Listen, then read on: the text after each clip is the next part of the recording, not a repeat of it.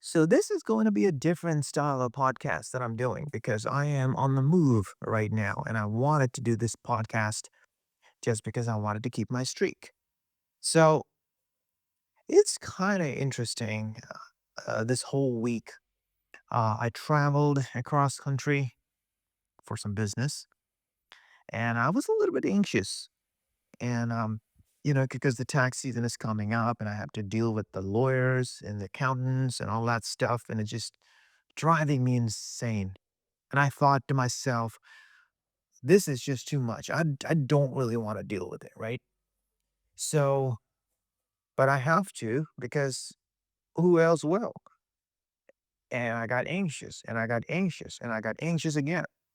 And that anxiety would just straight up not go away unless I deal with it, right? So I thought about like, maybe I should channel my anxiety and use that as a source of energy to propel myself forward so I can just get done with this.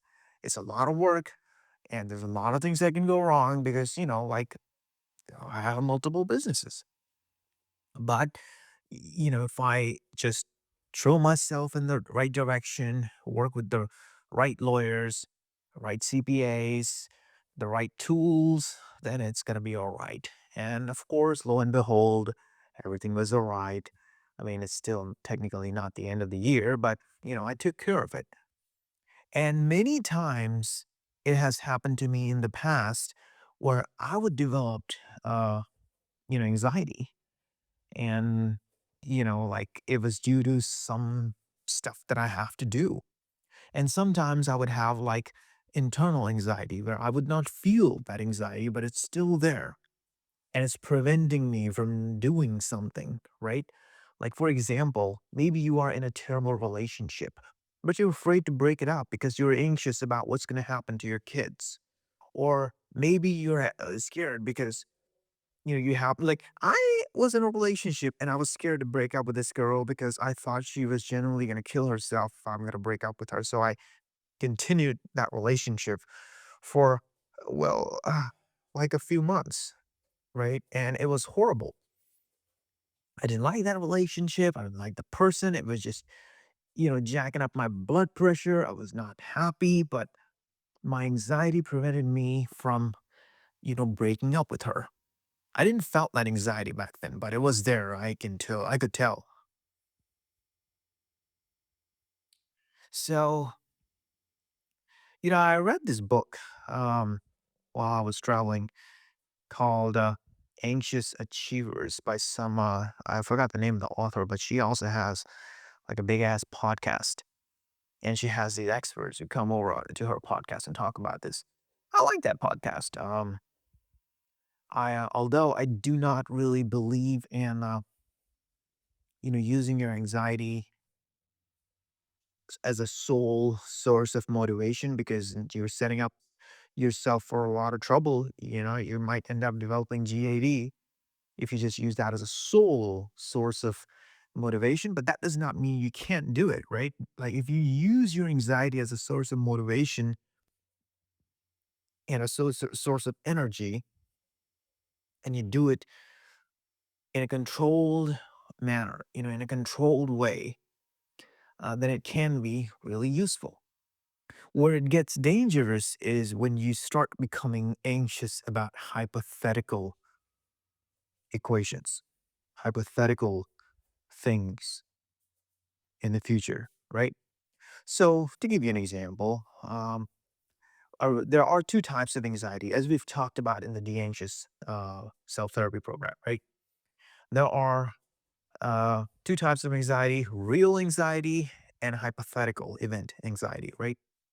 Real event anxiety is, an event that is a little bit closer to you, in terms of the time. So it can happen, but it is usually the type of anxiety about an event that is in your control. You could do something about it. Hypothetical event worry is about anxiety for events that are like completely outside of your control. Like, for example, uh, I'm sorry, Trump winning the election, right? A lot of people were freaking out about it. And they were like, well, it's the end of the world. It's the end of the world And I'm like, well, can you do something about it? And they say, well, I voted. All right, so that's the best you can do. So sometimes the best there is all one can do, you know? So, you do what you could. It's nothing like, it's outside of your control. And the same thing happened when Trump lost the election in 2020. People were freaking out, like, oh, they stole the election. And I'm like, well, is there anything that you can do about it? No, well, then, you should just, go through the self therapy program and just deal with this, right? Real event anxieties are usually easier to deal with, like because it's like usually you can take an action about it. And there is a tool at the anxious that you can use to, drill down exactly what type of anxiety you have and how to deal with it. There's also a tool that we've developed under self therapy program called problem solving tool. And you can use that to, come up with solutions for your real event based anxiety and take action. And when you do, it'll go away and it'll make you feel better about yourself because now you have the confidence that if you have anxiety about certain things that are in your control, you can do something about it. Many times, anxieties stems from your belief that you can't really do anything about it, or you just lack confidence in your ability to be able to deal with it. So just having that confidence from the streaks of success of dealing with real main anxiety is massive. It's massive enough to even cure some people of GAD. Um, yeah, and look, anxiety is like it's normal part of your brain function. It's like it's always gonna be there. It's never gonna go away. You just have to learn how to deal with it. It's kind of like a diet of the mind. You just ignore some and you accept some. So now comes with hypothetical event anxiety. And that is a little bit tricky to deal with, and that is usually where you have to face the fear and you have to do the whole exercises. You have to do the journaling. You have to do the CBT related exercises. All of those are in the self therapy program. I can't go through them in this episode because if I will, that will stretch it. Like, and it's also like depends on your situation where you are. You have to do a lot of other exercises to get to that point anyway. But usually, to condense it down, I would say you have to you have to face those fears. And, hypothetical anxieties are often caused by trauma from childhood, or maybe like some event that happened that you just cannot get rid of in your out of your mind. It just keeps coming back at you, and it just it just keeps bothering you, right? It could be due to trauma, due to like certain massive event, like maybe you got hit by I don't know $500,000 worth of tax penalty for some shit, something. Maybe you didn't do like maybe your CPA made a mistake, or like oh Jesus, that would be a difficult one. Like I don't know, you saw somebody lose his life, or you saw somebody destroy his life, or you many times it can also be caused by benign things. Like we have a customer who told us publicly, by the way, that he developed the anxiety watching a TV show about certain things happening, and he developed a fear of that event, right? Health anxieties often developed like this as well. You read about something and you read about another thing, and then you see other people getting nasty diseases. You develop confirmation biases and then selection bias, and all those things combined. And now you have hypochondria, right? You read a little bit of this, you read a little bit of that, you watch general news. Now you have, a certain anxiety about certain things, right? So these are some of the events. These are some of the things that can lead to hypothetical and event anxiety on top of uh, trauma. Trauma is usually really common for hypothetical event anxiety. It could be losing your child, losing a business, losing a lot of money.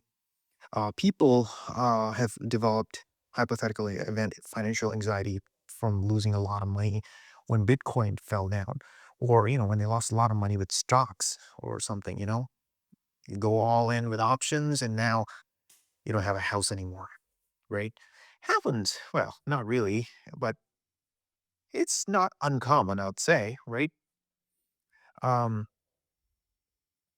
Sometimes traumas can also be milder, right? Like if your kid just left the home or you got hooked up with some drugs, that is also traumatic event, but it's not like a shockingly traumatic event. It's just like the trauma is like gradual, it's like mild, but still trauma. You have to deal with it, right?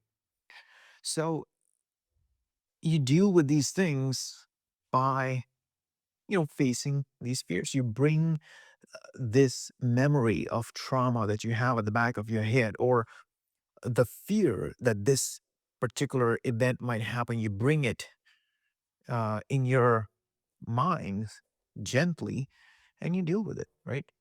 It's really hard. I would not recommend that you go and just start doing this on your own because it's just going to jack up your anxiety. I'd recommend using a tool like self-therapy program, or hire a therapy coach, or even better, hire a therapist and have him, walk you through some of these things, and it should help you. And if it still doesn't go away, then you might want to consider long-term CBT with journaling, as well as some of the de-anxious tools, and combine it with some medication by working with your psychiatrist. So, yeah, these things, they do happen all the time. So, what was the point of this podcast? To be honest, I just wanted to talk about, just using your anxiety as a source of energy, right? And when it can be bad, when it cannot be good, right? So, if you want to use your anxiety to propel you, you might want to know yourself better in terms of, are you able to handle these things, right? Developing that confidence. And also, um, and also, like, if you have any hypothetical event anxiety, you deal with it. Because hypothetical, the problem is that, and with the problem with this whole, using your using your anxiety as a source of energy, the whole problem with this idea is people often do not distinguish between real event anxiety, things that are in your control, versus hypothetical event anxiety, things you can't really do anything about it. So if you're using the energy that you're getting from hypothetical event anxiety to motivate yourself, then you're just gonna stuck in a loop. You're just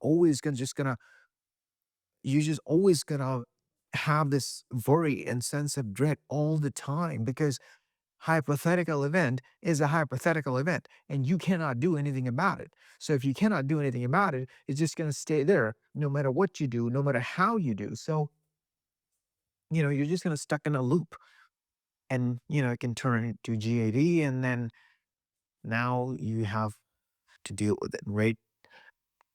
So anyway, that is something that I wanted to warn you about. Um, that anxiety can be a source of energy. It can be a source of motivation, but only if you use it correctly.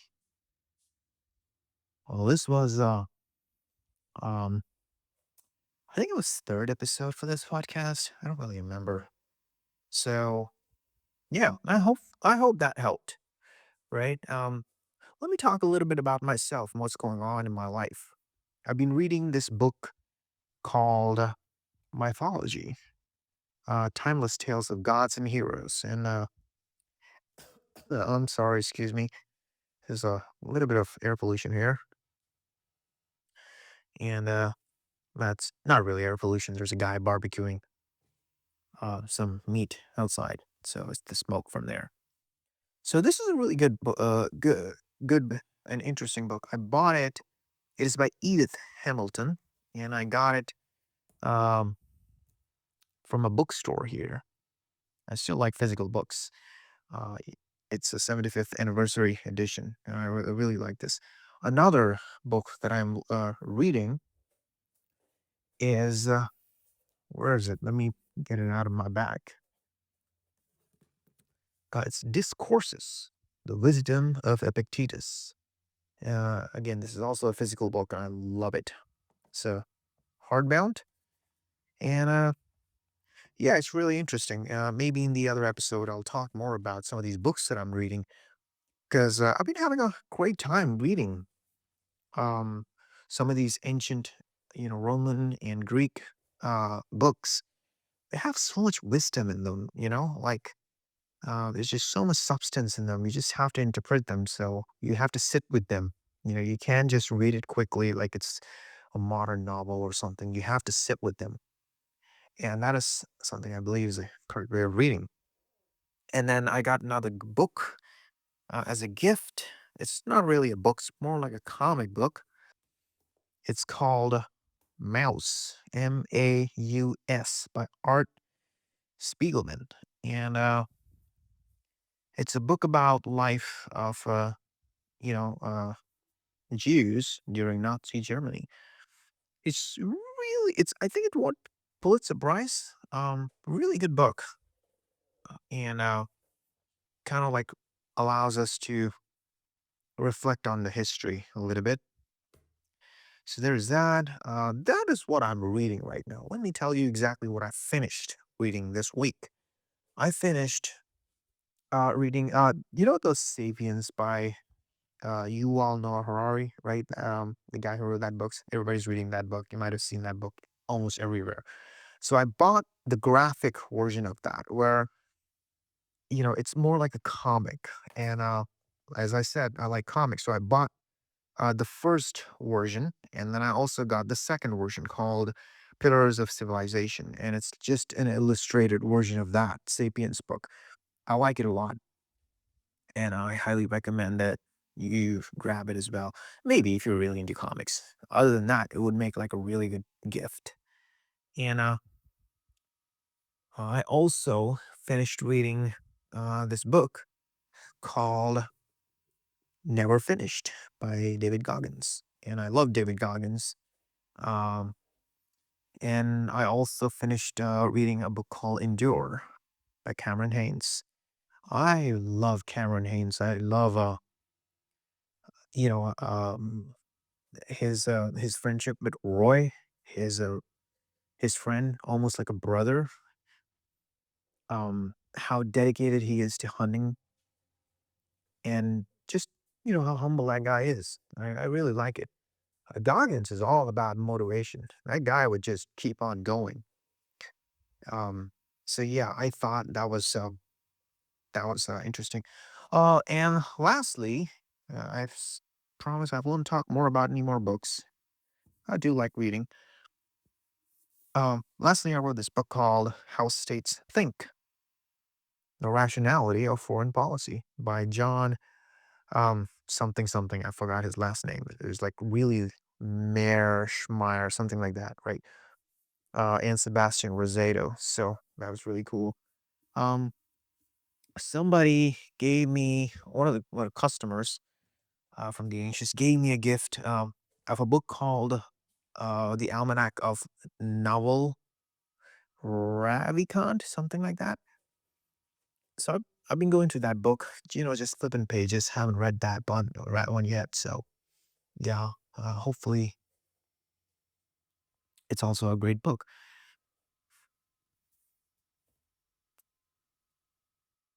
So what I've learned is reading just calms me down a bit, and the entertainment value that you get from books is far more than TV shows. The closest thing that probably comes to books is video games, and this might be a controversial take. Not a lot of people like reading. A lot of people prefer watching something on a TV. I prefer books, but that is more of a personal preference, and I think it makes you smarter.